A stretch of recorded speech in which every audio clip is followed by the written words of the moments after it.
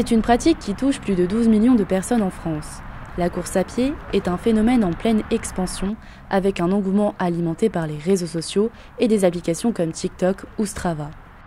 Martin Schmitz pratique la course à pied depuis maintenant 3 ans. Adepte des réseaux sociaux, il nous explique l'effet qu'ont ces applications sur lui. Maintenant avec TikTok, on est facilement influencé par l'idée de se mettre au sport parce qu'on voit des mecs qui n'ont jamais couru de leur vie qui se lancent sur des marathons ou sur des ultra-trails. Donc c'est vrai que ça influence pas mal. Application incontournable dans le milieu du running, Strava permet aux coureurs de suivre leurs performances pendant leurs courses. En 2024, on compte 135 millions d'utilisateurs dans 190 pays différents. Appli star de tous les runners, on est sur Strava. Tu peux mettre des likes, des choses comme ça, tu peux commenter. C'est vraiment cool parce que tu peux suivre toutes tes perfs et surtout tu suis tes potes. Strava influence clairement l'idée de comment tu vas courir parce que tu pars pour une séance de F et tu te dis ouais, vas-y, il y a mes potes, ils vont regarder la séance, je vais quand même essayer de courir un peu plus vite. Je pense que ça devient un peu une obsession. Il y a en tout cas des gens qui courent pour les stats. Comme le révèle un article de l'Équipe, certains vont jusqu'à payer des inconnus à l'autre bout du monde pour courir à leur place. Une pratique extrême qui interroge sur les dérives du running connecté. Justine Pierron,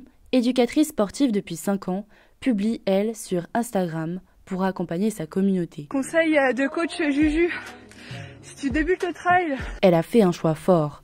Ne pas utiliser Strava, ni consommer de contenu running sur les réseaux. C'est vrai qu'il y en a qui utilisent Strava, mais ils vont scroller 50 fois la journée dessus. Vraiment, il y en a, c'est statistiques.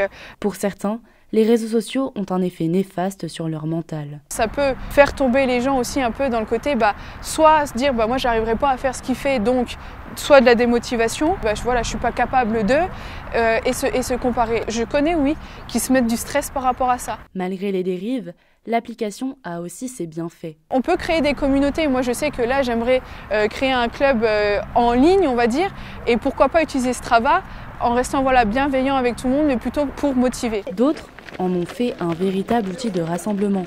Il y a 23 ans, Eric Thomas lançait les Foulées de Tom, un rendez-vous running tous les mercredis soirs, aujourd'hui popularisé grâce aux réseaux sociaux. Nous, les foulées, il n'y a pas d'obligation, on vient quand on veut, on vient quand on peut. Et ce qui fait que c'est ce qui plaît, la formule plaît, c'est gratuit. Bien sûr que la communication, en tout cas Facebook, les réseaux en général, ça a dopé le nombre de participants. Ce soir, il y a les foulées de Tom et on va être 350, 400, je ne sais pas. Merci, on va revenir. Je ne reviens pas, c'est bon.